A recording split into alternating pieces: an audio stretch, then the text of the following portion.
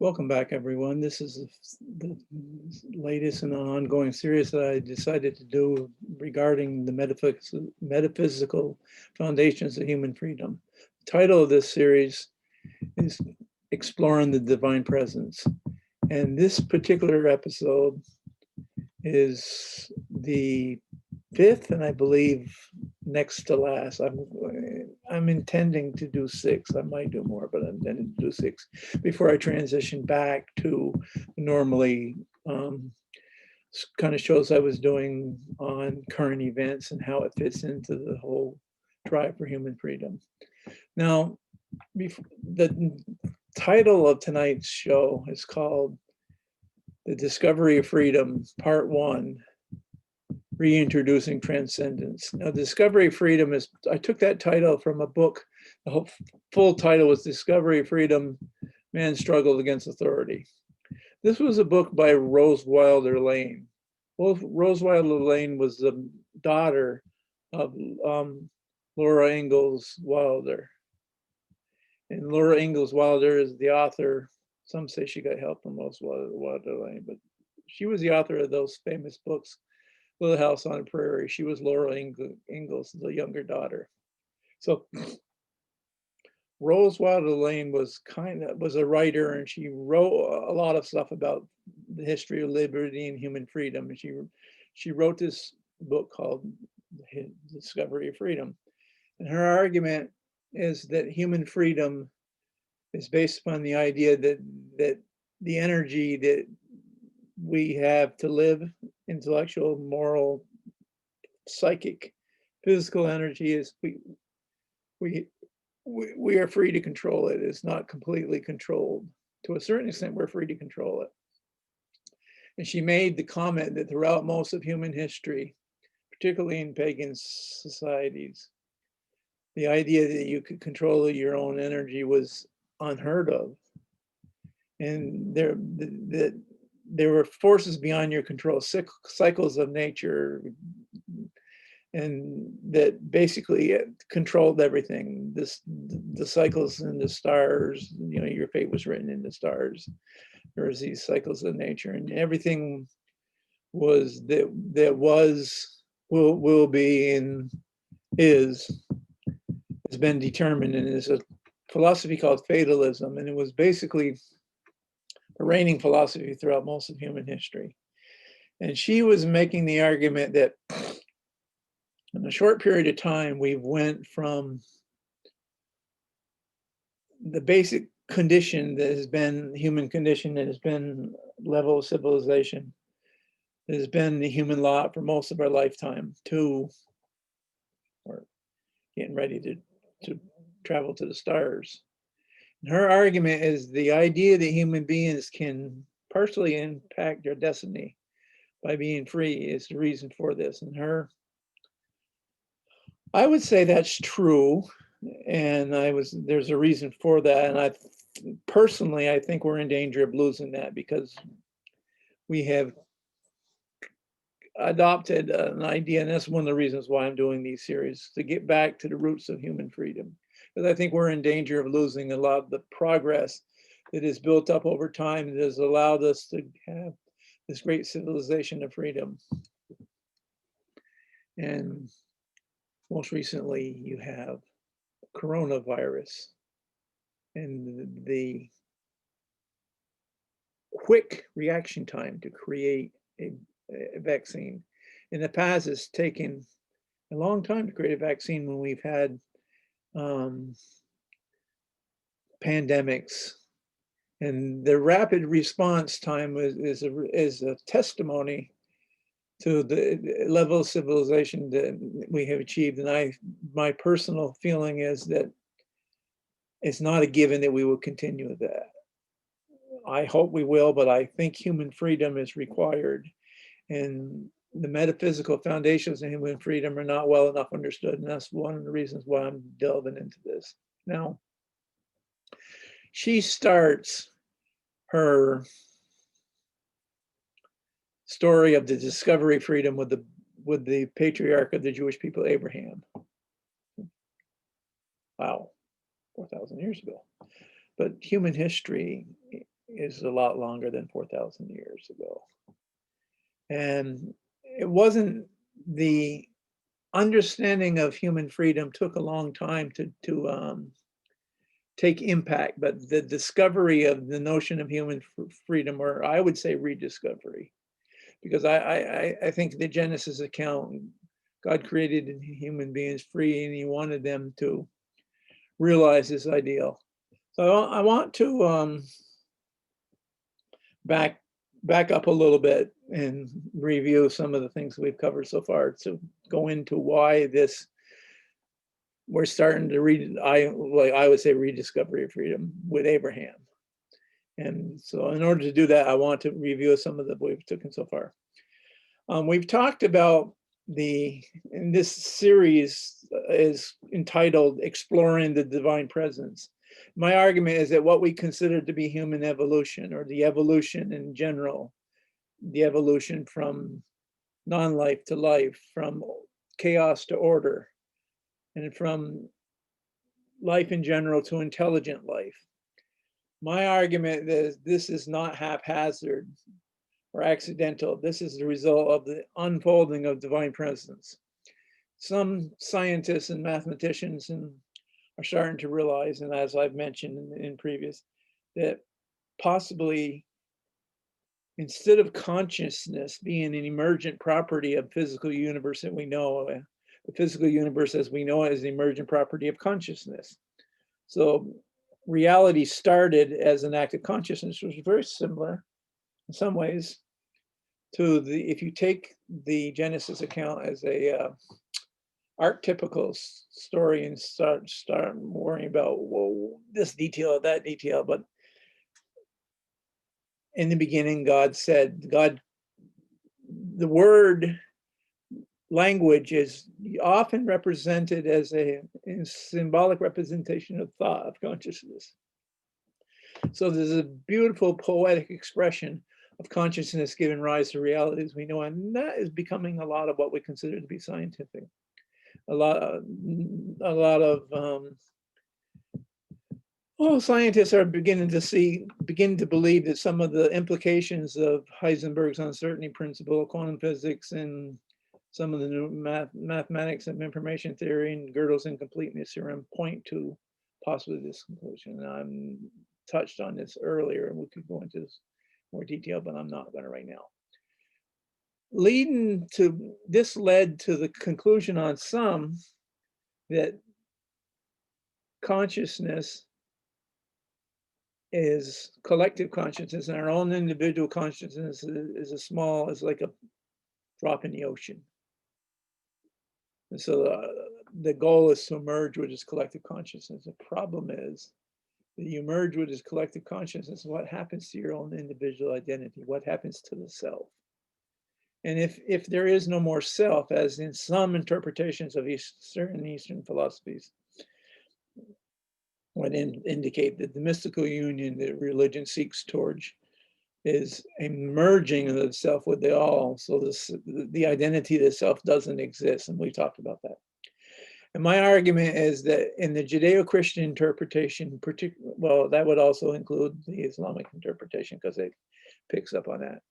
There was, particularly if you look at the Book of Genesis, there was an attempt, a specific desire to separate. You separated this from the waters, from the land, the heavens from the earth, the different days, the months, the nights from the days. There was a separation, a distinction going on.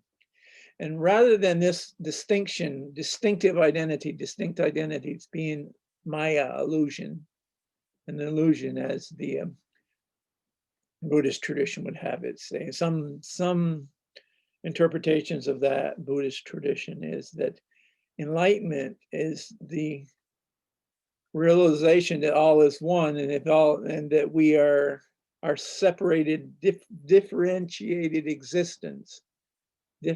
Different existence is an illusion, Maya. Overcoming that illusion is enlightenment. And this view probably would not support the dignity of the human individual, human person, because if our very existence is an illusion that we need to overcome, then why should we preserve it? So we've talked about that. So you got the God, or the ground of consciousness, the ground of being. God is not just a being among other beings. He's a ground of being. As Paul said, in him we move and have our being. He's the ground of our being. As this ground of being seeks to reflect himself, herself, itself, whatever you want to call this, because the being, ground of being, is a transcendent reality. So human language is in some ways insufficient to really grasp the totality of this. It's like trying to grab the wind with your hand. You ain't gonna be able to do it. And we try to do it, but all the deep religious thinkers of every tradition have begun to have recognized that the statements that can be that can be written down in scripture, as valuable as they are and as enlightened they are as in terms of revealing truth, it's not the whole truth itself. The transcendence, something can never be captured in a doctrinal. That's why in Christianity, Jesus alluded to that when he says, you search the scriptures thinking in them you will find life, but you won't come to me that I may give you life. And he says, I am the way, the truth, and life. In other words, his existence is the truth. And so we're basically, this ground of our being wishes to replicate himself, wishes to engage in communication, which wishes to, as Jonathan Edwards, America's most prominent philosopher and theologian, once said, that the whole purpose of existence is the realization of God's glory. The word kavod in Jewish tradition, we're going to go into the Jewish maybe next time we'll go into the Jewish Second Temple, his tradition. And the kavod is a Jewish word for God's glory, God's presence, God's luminous presence in creation. God's transcendent, but he's also present in creation. And this divine presence is what is also another word for it, is his glory. The glory of God shines throughout the creation. The heavens declare the glory of God. So in reaching out, and God's glory reaches out and emanates throughout creation, there's distinction. Diversity is a way to make a mirror image of glory. God wants to perceive his own glory. And so that's the whole purpose. It's not an illusion. It's the creation. It is the realization of God's glory, the unfolding of God's divine presence. It's the whole purpose to begin with. So it's kind of, it wouldn't make any sense if it all going to be absorbed back into one. And we talked about that. In the Bible, you have these two trees in the Genesis. You have a tree of life and you have a tree of knowledge of good and evil. And these two trees represents two paths to the realization of human potential, the realization of God's divine ideal. One path is represented by the tree of life. This is the realization of God's ideal as God's glory is pouring out, and we individualize that glory in ourselves. We become unique, and we talked about that in the video before the last one. We're going to talk about later, and maybe in some further follow-up on them, there's a tradition in Judaism that came out of the Second Temple mystical tradition in Judaism, but the formal expression of it wasn't available until, I believe, 12th, 13th century Spain. And it's called Kabbalah, or whatever. And sometimes they go into a lot of detail of this tree of Kabbalah, and represented by this human figure, Adam Kadaman. and there's these 10 different points of focus of energy on this tree, and they go into a lot of details, but I want to point out here that the focus is to realize the embodiment of the tree of life, which was the purpose of creation to begin with, and which Adam, the first human beings, failed to realize. So there are certain traditions within Judaism that has become popular, and I think they don't spend enough time going back to the grounding in a lot. There's a lot of people who haven't studied the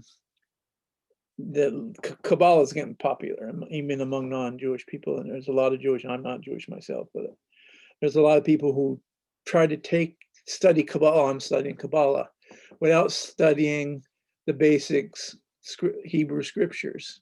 Now, I'm not saying they should learn Hebrew. I certainly don't understand Hebrew myself, but I think it's important to go back and read the basic sources and at least get an understanding, because you can get lost in the weeds in this discussion of what does this mean? What does this mean? What does the Hebrew word mean there? But there is a bigger picture. And I'm going into this because I believe that bigger picture really touches upon the metaphysical foundations of human freedom.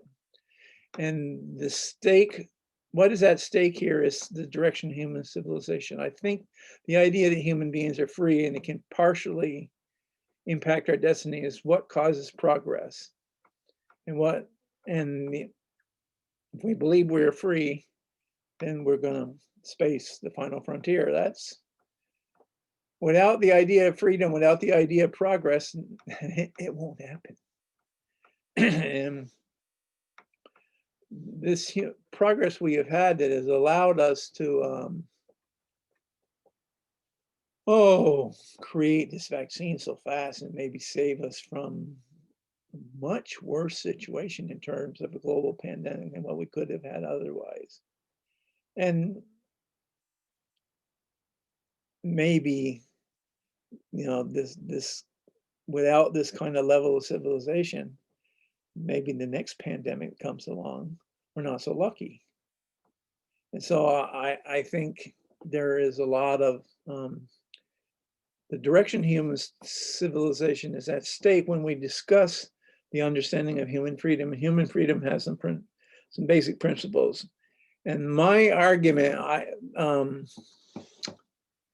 the second tree, the tree of knowledge of good and evil, is a counterfeit path. We have the Zen masters have this derisive saying, what they refer to as instant Zen. You're going to become enlightened and become a Zen master, quickly, easy. No struggle. No, we want it now, instant Zen. Psychiatrists and psychologists have this understanding, have a topic, have a title for a approach to life that leads to mental illness, and calls instant gratification. The inability to delay gratification, the inability to go through difficulties, struggles, and try to emerge victorious. And we talked about this, and we talked about the tree of knowledge of good and evil. We talked about the temptation in the garden in terms of this. I'm going to give you instant oneness with God, but it was an illusion. And we talked about that, and we talked about the destruction that it wrought. We followed from the fall of Adam and Eve to the Cain killing Abel, and to the creation of the cities, and then we had the flood, and we had the Tower of Babel, and we had all these people that were trying to create this ideal from the individual level to the family level, or trying to impose their own will, their own, all the way up to societal level, a worldwide level, the great civilization, Tower of Babel. We're going to reach the heavens. And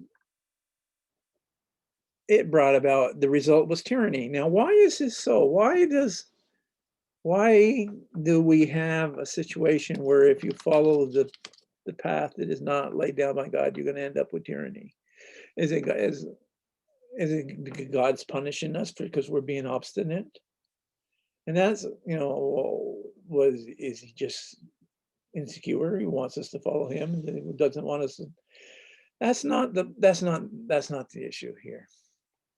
That's I think I'm looking at, if you look at the book of Romans by St. Paul, he argues that in the beginning, God's power, God's deity, his eternal nature and character can be perceived in things that were made.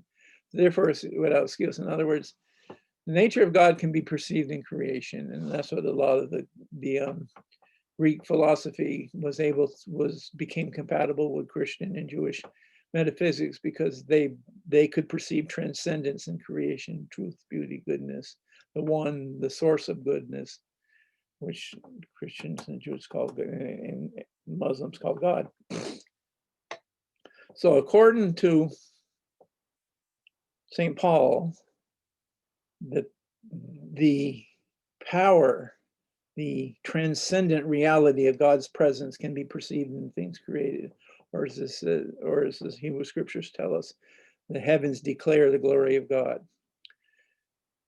That presence is felt and is perceived by human beings and possible, but they didn't worship him as God.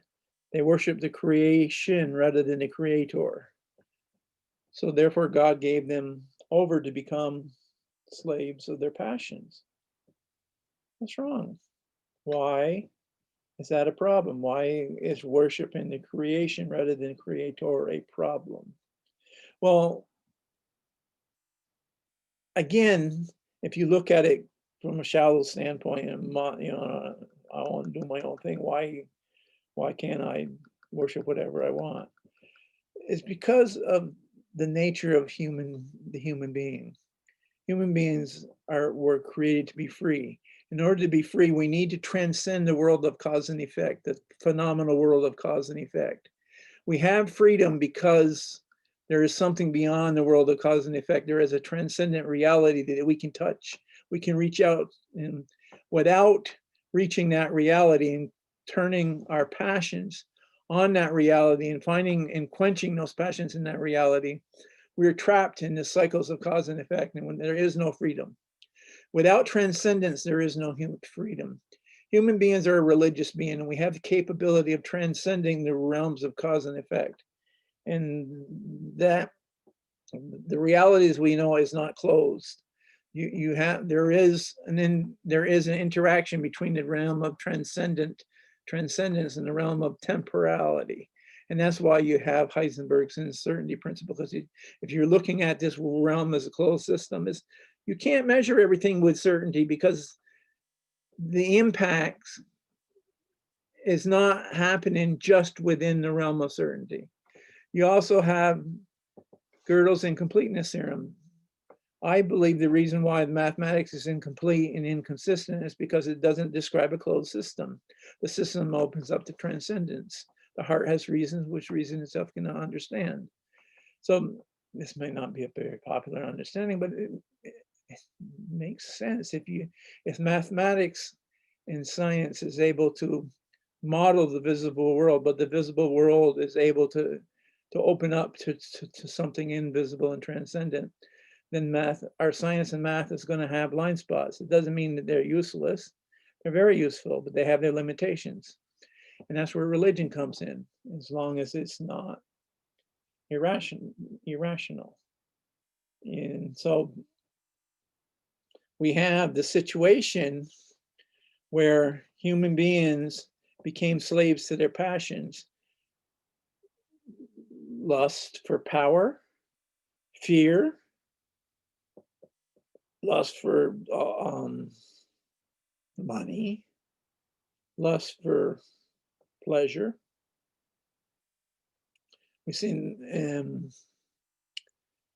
in the after the fall, it says to Eve, your desire will be for your husband, he should dominate you. Lust for power. The man was dominating the woman, and it's not just a man dominating the women. You've had domination of one group of people over another ever since human history started. Lust for power. One of the reasons why in American founding tradition you have separation of powers and decentralization of government and limitations on government. Check on power. So you had this corruption going on, and then all of a sudden there is the call of Abraham. Now I want to, Abraham is called by God, and this is I think the 13th chapter of Genesis, when he's told. Now this is kind of interesting, because it makes a distinction between the focus on tradition and the focus upon transcendent values or transcendent reality, which is more important. And we don't pay attention to this enough. There's been people were creating civilizations, and you have traditions, and you have tribes, and you have blood relationships, and they're on, and you have the people who rise up ruler become kind of semi-divine, and you don't break from that. But God comes to Abraham and he says, I want you to pack up your bags. You're leaving town. He came from Mesopotamia.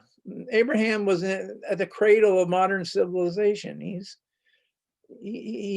a cosmopolitan figure. He's not, this isn't a country bumpkin. He's a sophisticated member of the cradle of modern civilization. And God says to him, pack up he takes his brother Lot with him, and Lot's family, and he takes his wife Sarah. And and you leave your home and leave your people and leave your family, and you're going to go to a land where I will tell you. Well, are you kidding? No, he didn't say that. He did it. This is amazing. The call of a transcendent reality he barely can understand. This voice in his head tells him to pick up and leave everything he knew, and he's going to bring him to some God knows for place, and he's going to make a great nation out of it. So here we have a restoration of the beginning of what we had. The individual in his relationship with God, with the transcendent, the individual relationship with transcendent. That's the key to reestablishing human freedom. The individual, the naked individual standing before transcendence and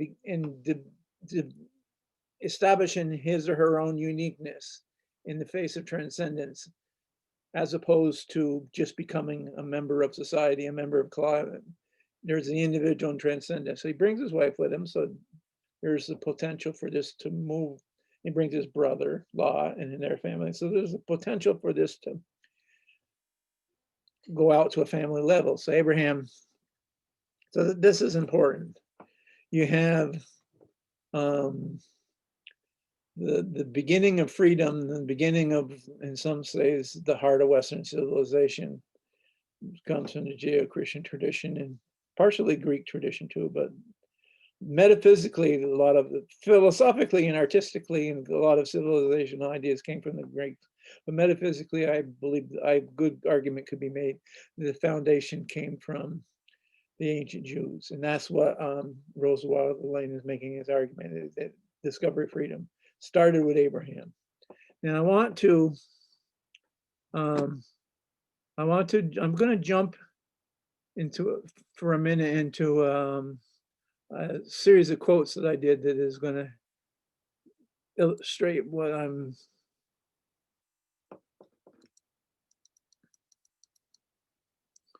Okay, this first quote is from Lord Acton. Lord Acton was a British historian, and he wrote a couple of essays. And the essay that I am talking about now was the history of freedom in antiquity.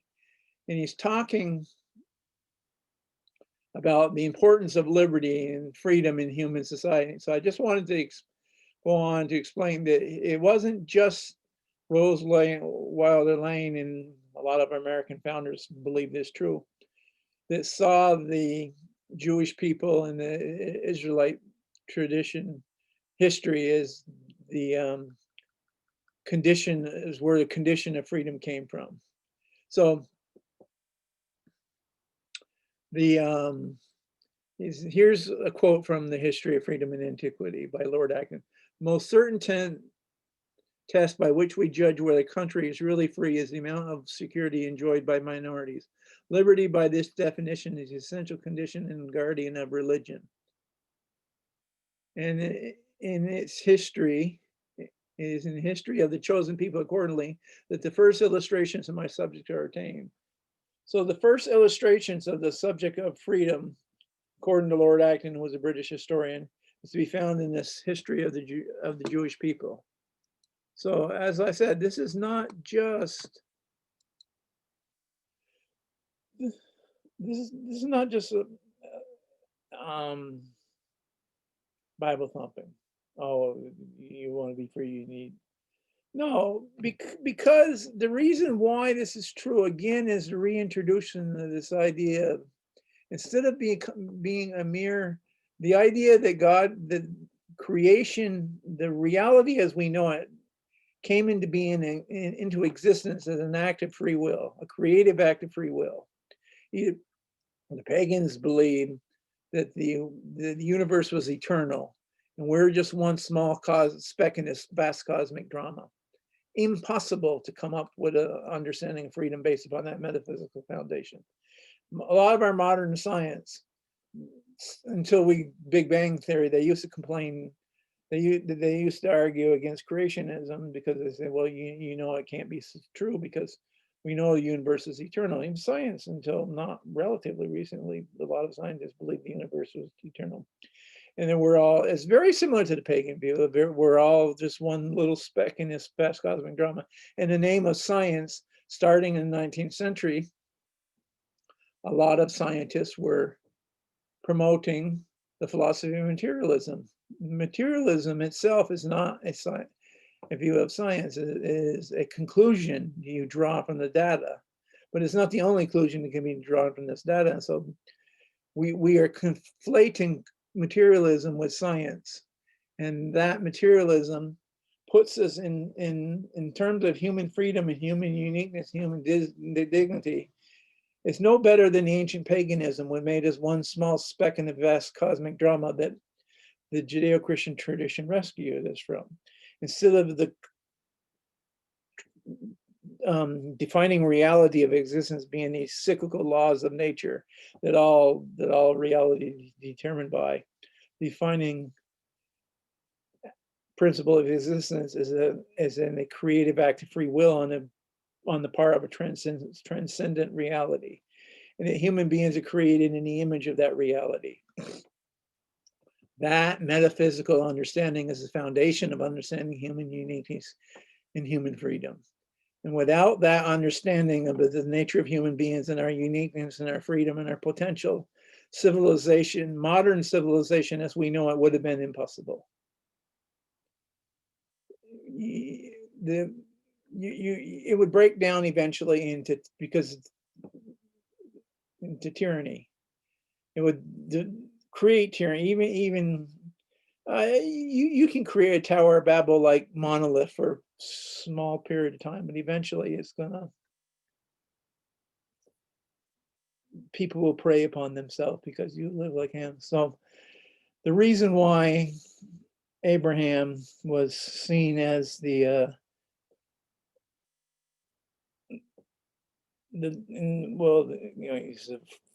the one who introduced this idea of human freedom, this human connection with the transcendent. So you have this, in a sense, God is starting over, and you have a potential now to realize a society where human beings reflect God's glory and God's brilliance and radiance and freedom. So now we have,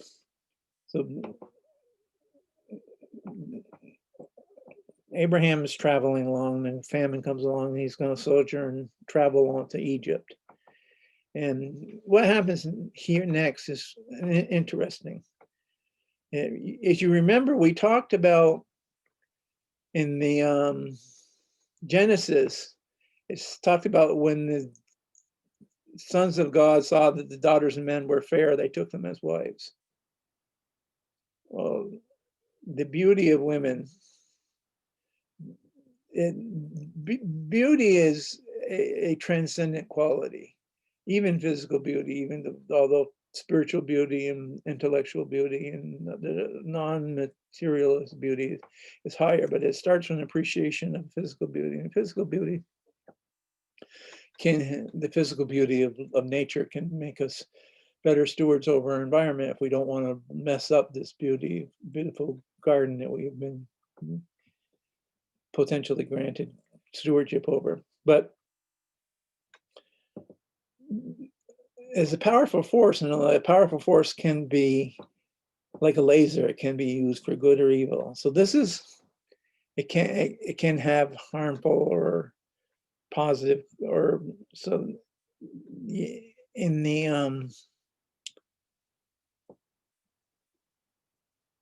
the sons of God saw that the daughters of men were fair, they looked nice, they were attractive, so they took them.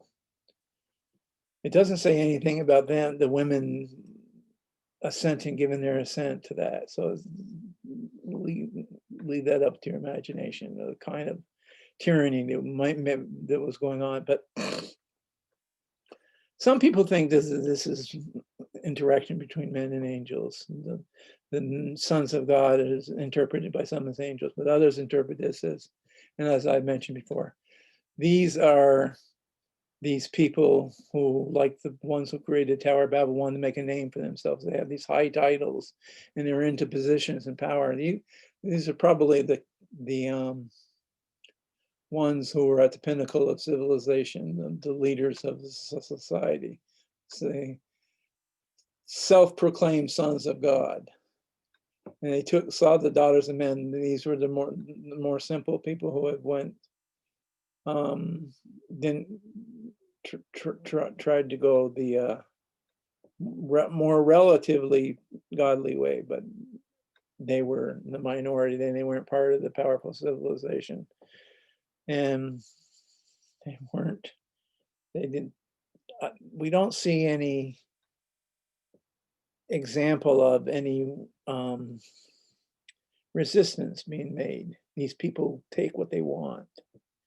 And so here is, I think what happens, what this story is talking about next is reference to overturning that. Because Abraham, he's told, okay, we're going to go into Egypt because there's a famine. And his wife she's attractive, she's beautiful. And he says to her, people in Egypt, the Pharaoh, they're going to give me a hard time because of you. He knows what's been going on. So he says, so we're going to tell them that you're my sister. You tell them this. Okay, she goes along with it, which probably says more about her fidelity than his. He's not protecting her; he's protecting himself. But that's I guess she's making a stand for her own dignity, where she does it, take one for the team, which she ends up not having to, because God tells the Pharaoh that this is not to be fooled with, and this man's wife. She's favored by God, and so is he. And Pharaoh, oh my God, why'd you tell me it's your sister? I'm having a hard time. So it looks like the forces of the rulers of civilization were starting to have a little bit a break in this I'll take what I want mentality. So the chalk went up for Sarah. And the men will rule over you kind of thing. It didn't continue in this case. So I think this is a situation where she's restoring this condition that you've seen, where the men will, the sons of God just take what they want. And then even going all the way back to what God told Eve, that your desire will be for your husband and he'll rule over you. Well, in some situation, even if your desire wasn't for him, he's going to rule over you anyway. So I think there's important something that being talked about here that's not talked about enough. And I think, and this is brought up more than one time, and I'm going to get back to it again, about the beauty of a woman accentuated by her chastity and her holiness and purity. And that was certainly the case with Sarah. Eventually, Sarah didn't have children. God came along and says, well, we're going to give her children. She overheard this conversation. She's laughing. And I said, what do you think's funny? You think I'm kidding? No, I didn't like. Yes, you laughed. But anyway, she's going to be rewarded with children. So the next thing that you have a situation where Abraham and Isaac, he has to sacrifice Isaac. And this is told in the backdrop of a society at that time where they practiced human sacrifice. And I think what's going on here, whether or not, how literal this is, I'm not sure, but I think there's two things going on here. Okay, Abraham hams and haws, and they go up the mountain, maybe takes the long route, and eventually he's getting ready to sacrifice Isaac, and God stays his hand, and they find a ram. And I think two things. One I've heard before, and he takes the ram and he sacrifices the ram instead of his son. And this is because of Abraham's faithfulness to God, they were able to overcome the condition of the reality of human sacrifice. And God stayed his hand and said, no, don't do that. We're going to sacrifice. So instead of having human sacrifice, you had animal sacrifice. That's one interpretation, and there might be something to that. I think there's something still going on here where it's an educational exercise where he's trying to put your relationship with the transcendent comes first. Because he's going to, out of Abraham and his family, you're going to build a new civilization.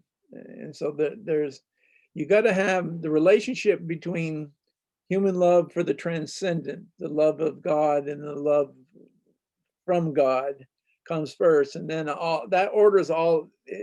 empowers all other love. It makes it free. The ability, when you cut off that love from the transcendent, you have slavery to your passions. The love becomes disordered. And so God is trying to instill upon Abraham a very strong consciousness that your love of transcendent reality comes first, even before your own kin. And that's what I think is going on with Isaac when there. And so now, again, you got the old tradition of blood and soil versus the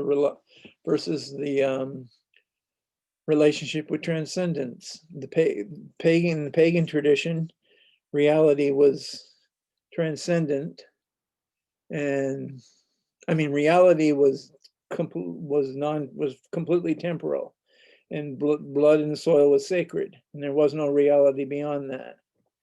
In the Jewish tradition, that God is trying to impose upon Abraham, that there is a transcendent reality that is, yes, there's important. Blood and soil is important in your family, in your nation, in your hometown, local community. Yeah, that's important. but it is superseded by the relationship with the transcendent. And without that, you have a collectivism, and you don't have the individual freedom and individual uniqueness and dignity. It is the individual confrontation with naked confrontation with transcendence that allows for human freedom and human individuality and uniqueness. It's a struggle. It's a struggle, but that is the path of the tree of life. And I believe that's what the Kabbalists are trying to get at, without, then it would be more evident if they didn't spend so much time worrying about the trees from the missing forest. Okay, so now you have Isaac, and Isaac is getting ready to get married. They found a bride for him, Rebecca. She's beautiful, like Sarah, his mother, Abraham's wife. She was beautiful. They keep making the Jews. Then later on, religions they shied away from the appreciation of female beauty, but the early Jewish tradition didn't. There can be a problem with it, yes, but in and of itself, it is holy. It is a powerful, holy force. This holy force can be used for bad things, but beauty itself is a transcendent reality, holy. So Rebecca and Isaac, again, there's a famine like the time of when Abraham went to Egypt, and Rebecca and Isaac, they're told by God, well, I want you to go to Philistine, not to Egypt this time. I want you to go to the Philistine, the land of the Philistines. And so they get into the land of Philistines, and Isaac, like father, like son, you're beautiful. And they're going to give me a hard time because of you. So I'm going to tell them that you're my sister. The more things change, the more they stay the same. So they do that, and the king of the Philistines is going to take. Oh, okay, just a second. I'll get. Let me finish this because there is something I forgot. He's going to take Rebecca, and God says, "Oh no, you don't. That she's a holy woman, and she belongs to Isaac, and Isaac's part of this, God's chosen people." And goes back, why didn't you tell me that? So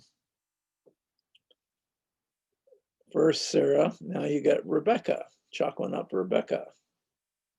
She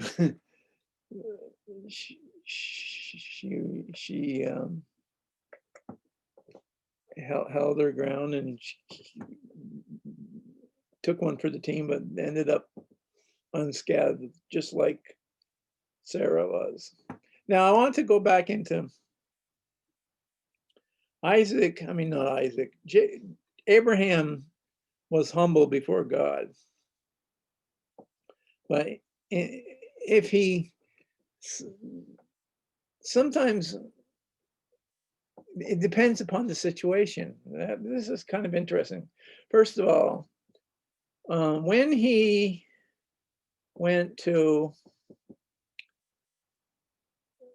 came out of Ur with his brother Lot, and Lot, he says to Lot, pick which way you want to go, as far as east or west. Whichever way you go, I'll go the other way. So Lot picked the lands where Sodom and Gomorrah was, and they went to Sodom and Gomorrah. And if I'm not mistaken, I think there was more civilizations there. So Lot went to the place where they had more, and Abraham went the other way. And Abraham was prospering, and he was building tribe in the family, and Lot was too. But Lot, the kings of Sodom and Gomorrah got into this battle with it was called Battle of the Kings. And they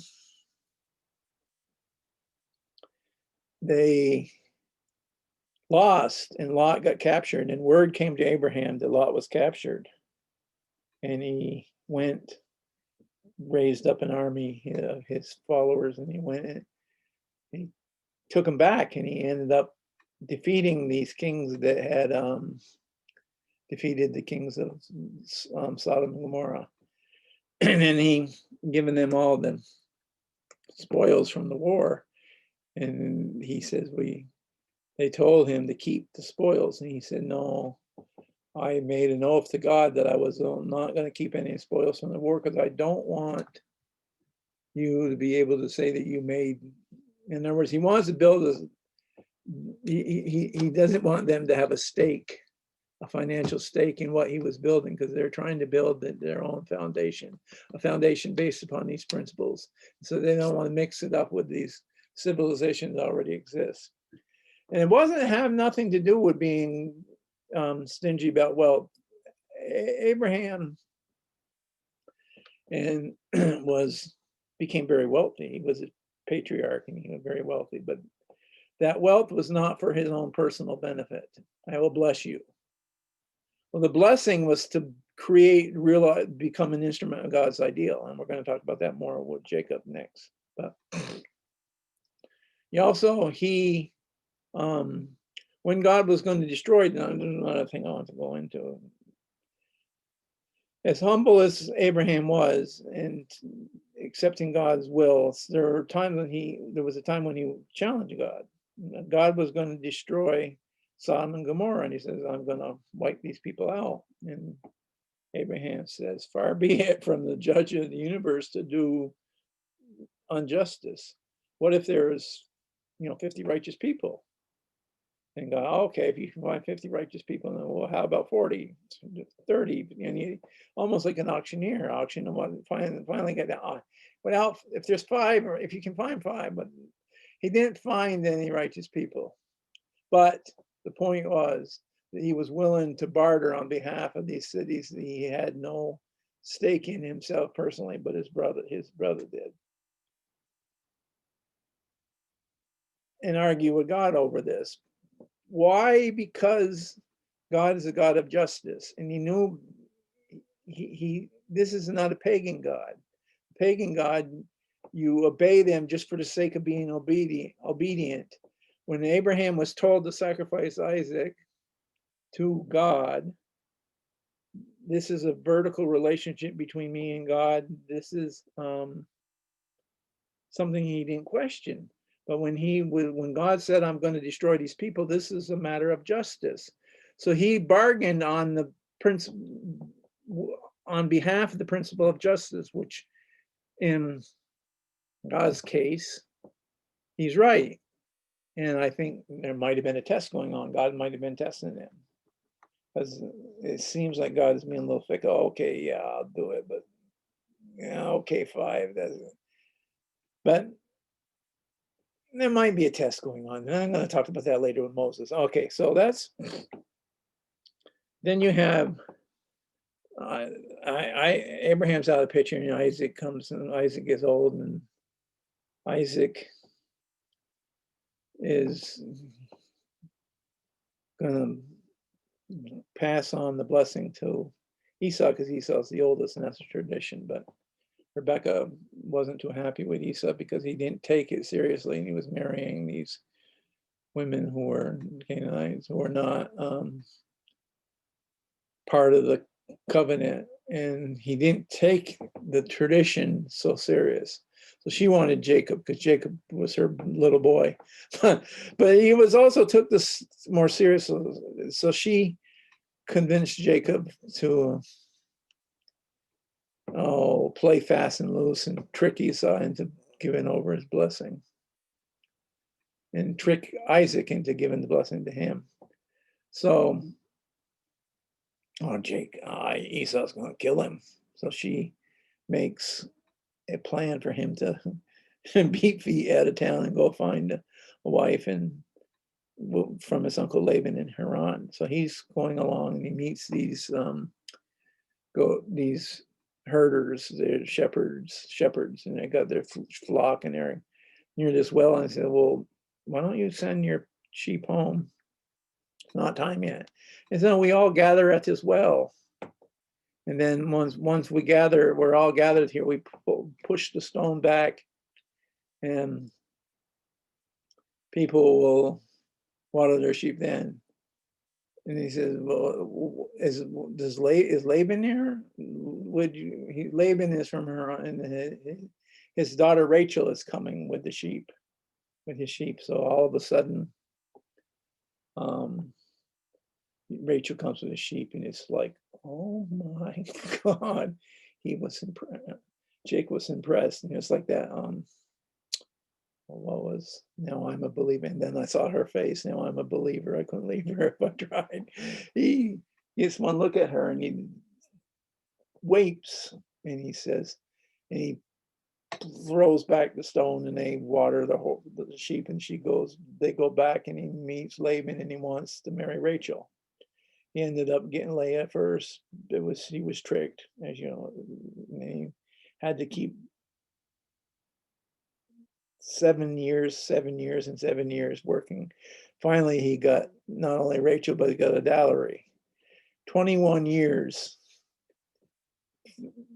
but she was worth it. That is one dynamic woman to keep him there for 21 years. He was willing to labor for 21 years to get her. But he made himself rich. And I want to, again, this is not for his own personal wealth. This is for, God blessed him, and with Rachel's help, he got even more wealthy. And Leah helped him too. And I was talking about the amount of money that I was talking with my son, because this is an example of how people see justice, about how much money Elon Musk could make off from certain endeavors, and how most of his money he's using to put into SpaceX because he wants to go to Mars. He wants human beings to be multiplanetary species. And so he's obsessed with this idea. He almost went broke several times in the past because he was putting money into efforts that were going to fail. And then but it succeeded. Now I was saying how some people don't want him to be that rich, and he was saying, well, if he's going to go to Mars, he's going to need it. And my son's only 13, and he doesn't have the mentality to be jealous because someone has more money. If he's going to use that money to get us to Mars, he needs it. In other words, I hope he gets more. And so this is, you hear about modern day preachers, they talk about the prosperity gospel. God wants you to be prosperous. And so send us donations, and when you're going to be prosperous. And they have got a bad reputation. So does God want us to be prosperous or not? Well, the issue is not whether or not we are prosperous. The issue is what we do with it. Yeah, there's nothing wrong with being prosperous unless you steal someone else's money and you gain it on someone else's, by pressing someone else. But if you use it to advance God's cause, then God will bless you. So that's what happened with the patriarchs.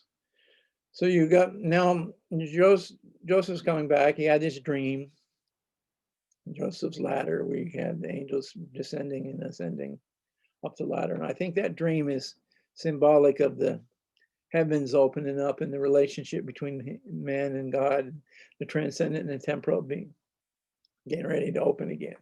And then right before he meets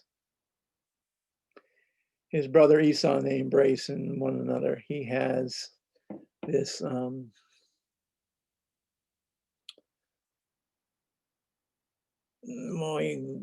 at night he is visited supposedly by an angel or this stranger, and they're wrestling all night long.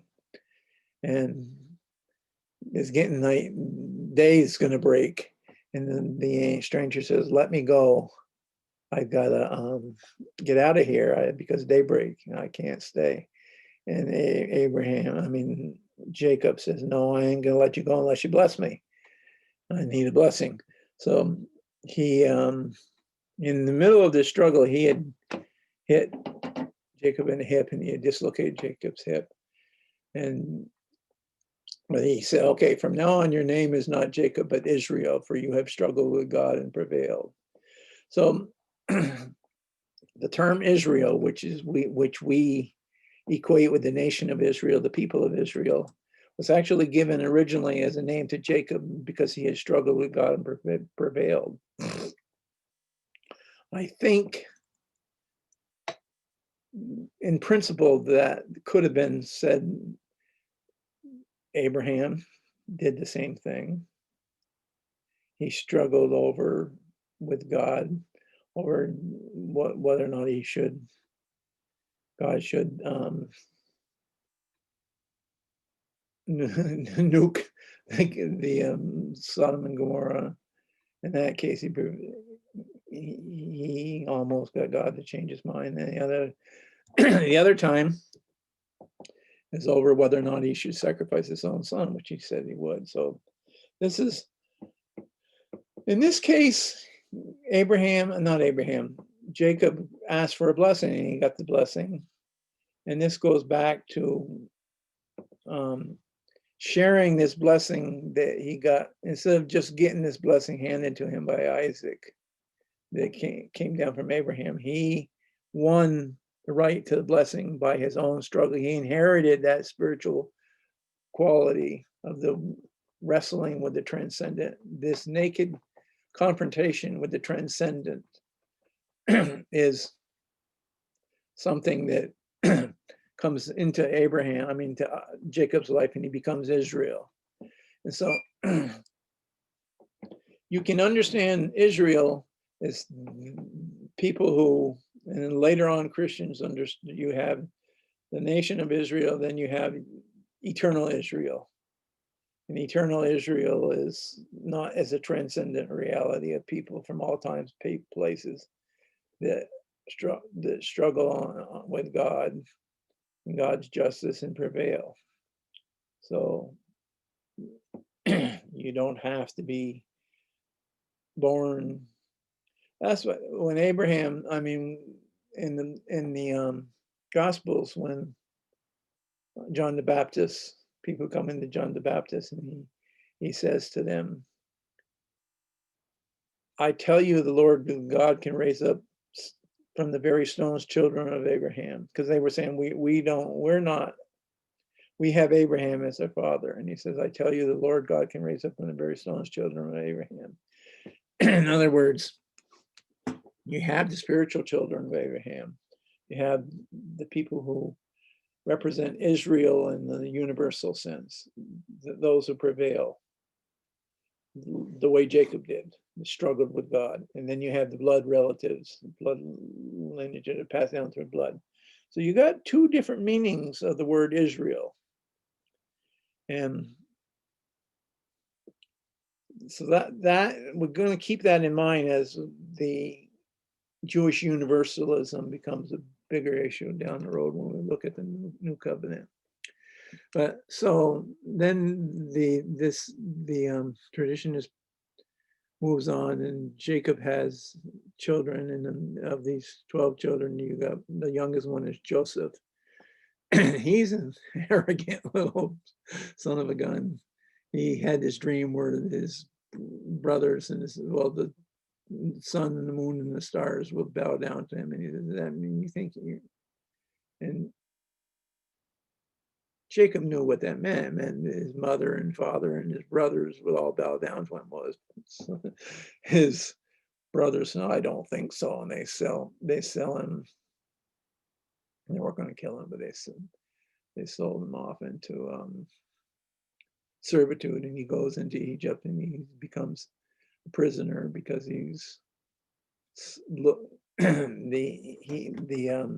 Pharaoh's wife tried to get amorous with him, and he wouldn't have none of it. So she told some fish fairy tales about him, and he got imprisoned. But he was able to he was able to interpret dreams in prison. And this got back to the Pharaoh, and the Pharaoh had these dreams that no one could interpret. And they told Pharaoh, they told Joseph about it, and Joseph was able to interpret his dream about the 7 fat years and 7 lean years, and how you should, this is what it means. And he gave the Pharaoh advice about storing up grain and during the fat years so that you have it available during the lean years, because you're going to have famine during the lean years.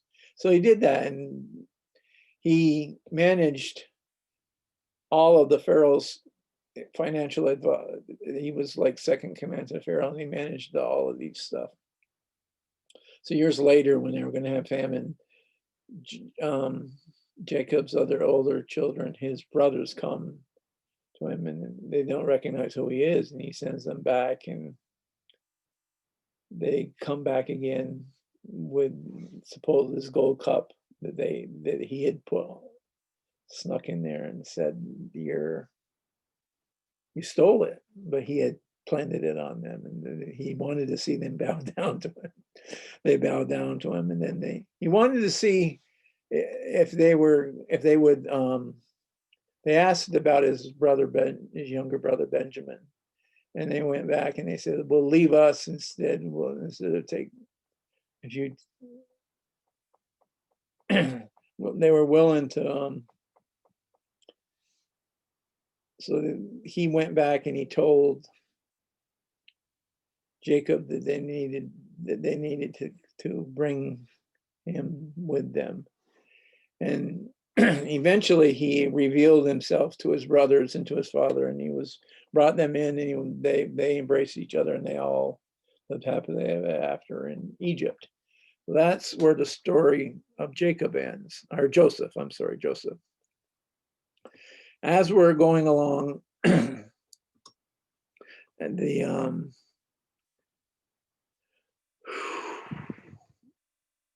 from Abraham and Jacob, starting with Abraham, you start this faithful individual. You got a family, and they created a tribe. And now you got this tribe and family, and in this family that moves into Israel. I mean, into Egypt, and they're prospering. They're growing in prosperity and health, and they're multiplying. And the Egyptians are getting a little bit nervous, and they want to do something about it. So they're gonna kill off all the male children.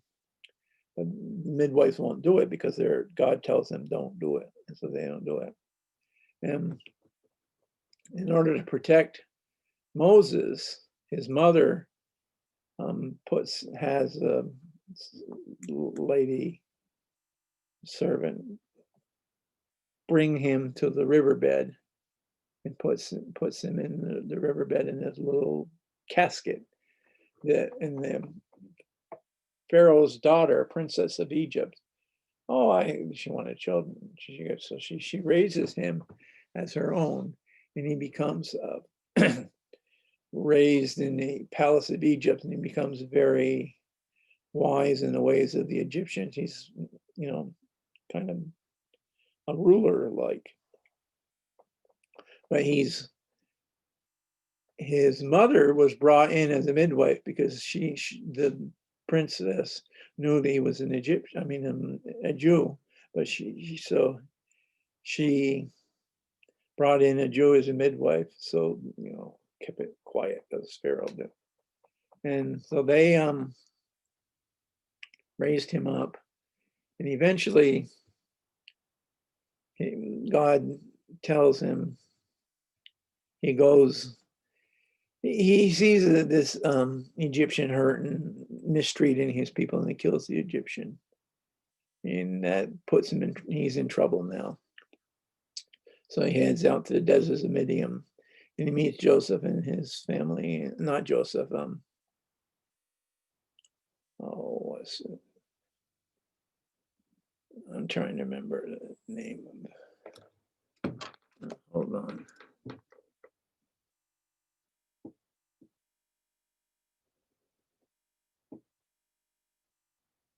Jethro. his father-in-law. He marries Jethro's daughter, and he in the deserts of Midian, and then he comes back, and he let my people go. This is, if you ever saw the Ten Commandments, Yul Brynner as a Pharaoh, and Charlton Heston as Moses, and you got this. It's one of the all-time classics, but it's a story of godly liberation where you got all these plagues and all these things, and the Pharaoh gets madder and madder, and he persecutes the Israelites even more, and finally he says, let them go. So they're heading out, and Moses is leading them, and they cross the Red Sea. And then as they're crossing the Red Sea, the Israelites come after them, and they get swamped as the waves part, and then it comes back in and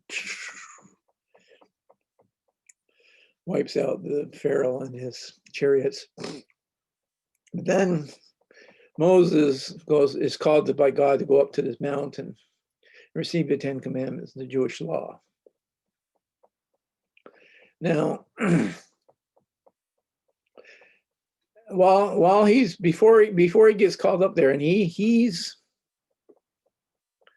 ruling over the people. This is during the time of the patriarchs, not patriarchs. These are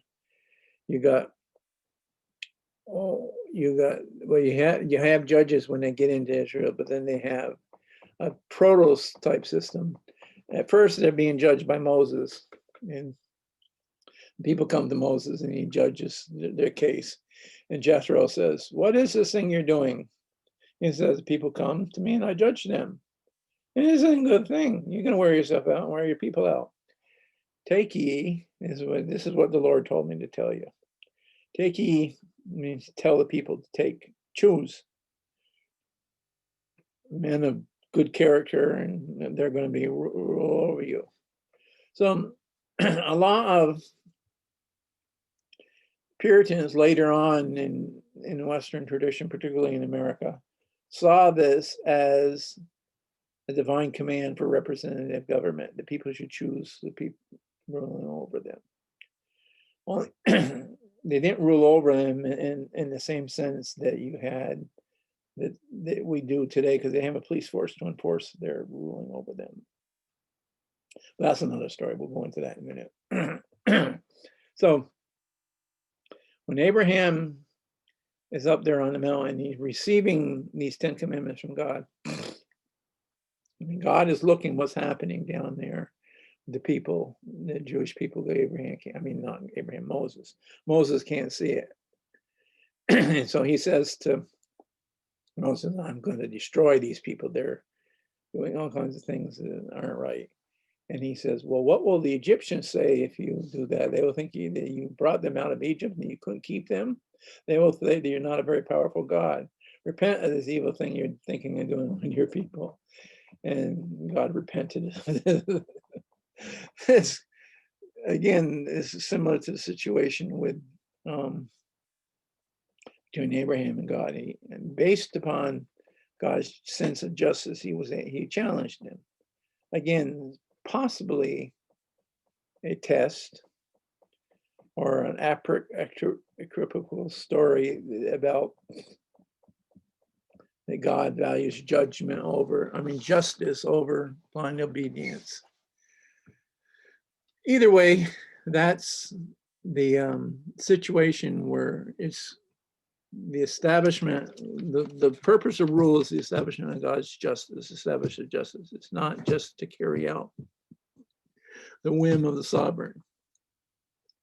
So as before they enter into Canaan and set up a government, we're now going from a tribal to a national level. Before you're going to set up a government, we established that the purpose of that government is to not just implement the will of the sovereign, it is to establish justice. Even the Almighty God doesn't want blind obedience as opposed to justice. He wants the whole point of God's commandments is to establish justice, God's justice. God's justice is a form of his glory, an expression of his glory. And the whole purpose of reality, as we know it, is a realization of God's glory. So the purpose of human existence is to realize that glory. So governments must, to a certain extent, allow humans to realize that glory. And so governments must express justice. Now, you're coming out of Egypt, which is, again, a pillar of civilization. It's one of the most powerful civilizations in human history. And God's pulling his people out of there.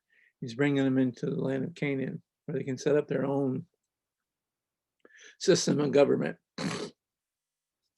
What form of government are they coming out of, and what form of government are they setting up? This is something we want to take a look at next. Hold on just a second here.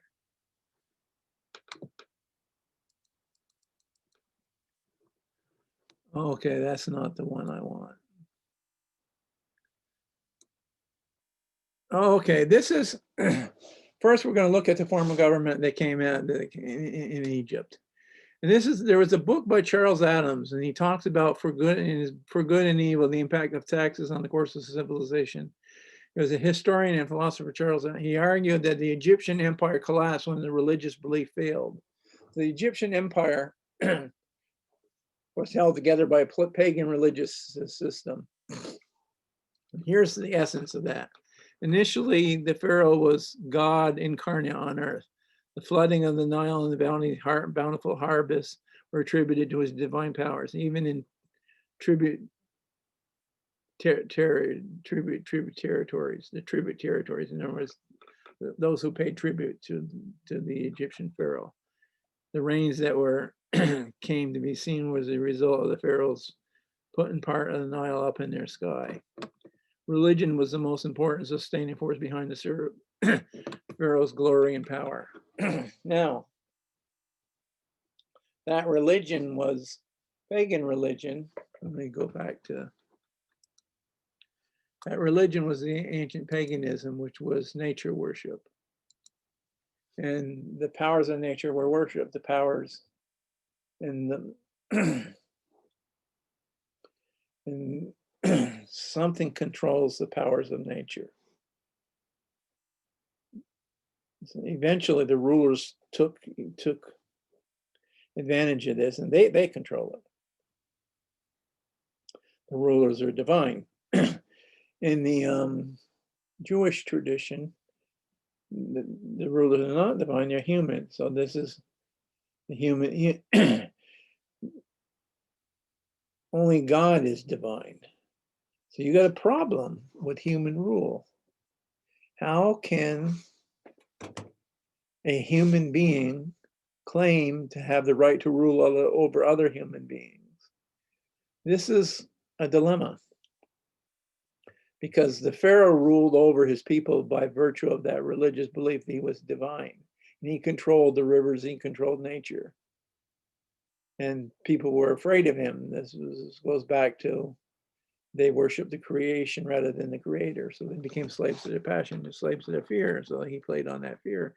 He ruled over them. Well, if you're not divine and you don't have the right to rule, what kind of government do you set up?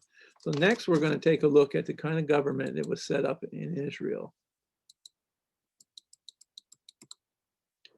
Okay, so that was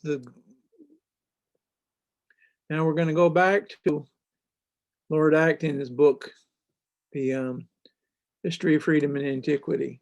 Government of the Israelites was a federation held together by no political authority, but the unity of race and faith. The faith part is important here, because you had the tabernacle and you had the 10 commandments. So that was, they had a single people, a single race. There was unity of race, but they were ruled by the law. Founded not on physical force, but on voluntary covenant. They chose their rulers. take ye. That's what Jethro told Moses, as they were out in the wilderness. But this principle of self-government was carried out in each tribe. That started in the wilderness, but it continued when they went into Canaan, but also in every group of at least 120 families. But there was neither provision or rank nor inequality before the law. That was the law of Moses that God sent them, that God had passed down to Moses. Monarchy was so alien to the primitive spirit of the community that it was resisted by Samuel in the momentous protestation and warning which all kingdoms of Asia and even the kingdoms of Europe have unceasingly confirmed. Now, we'll go into that later, but basically, you had a tribal federation, a federation of with basically they really didn't. They had these judges ruling over them, but the judges didn't have any real political authority. They were held together by a covenant, the people with God. And the judges only had the authority of when the people believed they were speaking for God. A lot of times they didn't listen to them. Sometimes they did, but they didn't have the ability to enforce that authority except for their charismatic ability. The people believed they were speaking on behalf of God. The kind of authority Moses had. He didn't have any he didn't have a police force that could enforce his rule. So now there was a history professor of history at Hebrew University called Martin Van Creveld. And he wrote a book called The Rise and Decline of the State. And he was, in this book, he listed the ancient Israelites under the section called, under the rule in a section called Tribes Without Rulers. This was what his understanding of that time was, this professor of history at Hebrew University. Here's what he had to say about the tribes. This was before they got the before they were able to end up getting a king, which he didn't believe. Samuel didn't believe it was God's will. It was a rejection of God's will. And God told them, God confirmed that they're not rejecting you, they're rejecting me. We're going to talk about that maybe in the next film. Well, all these had in common was the fact that among them, government both began and ended in the extended family, lineage, and clan. There were no superiors except for men, elders, and parents. No inferiors except for women, youngsters, and offspring, including in-laws. In the absence of any institutionalized authority except that which operated within the extended family, the societies in question were egalitarian and democratic.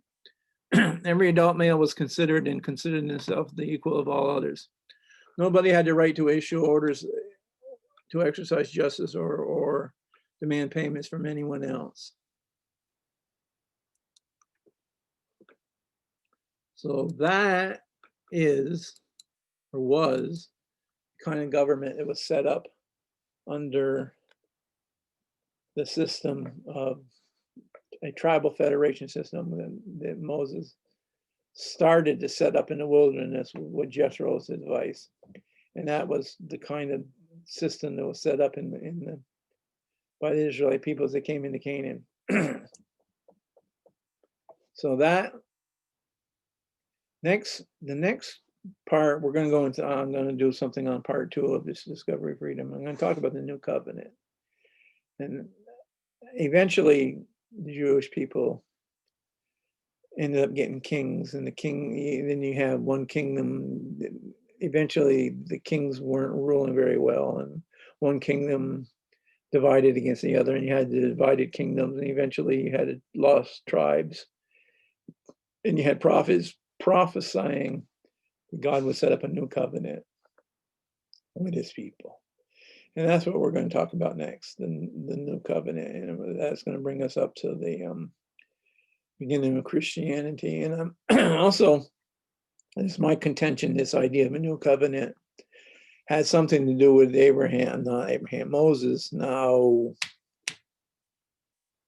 Muhammad's original vision that got co-opted by Arab pagan tribalism. And it's a little bit controversial, but I'm going to touch on that. And that's going to be our next part 2 of the Discovery of Freedom, a New Covenant. And we're going to do that next. Thank you very much and have a nice night. And I hope to see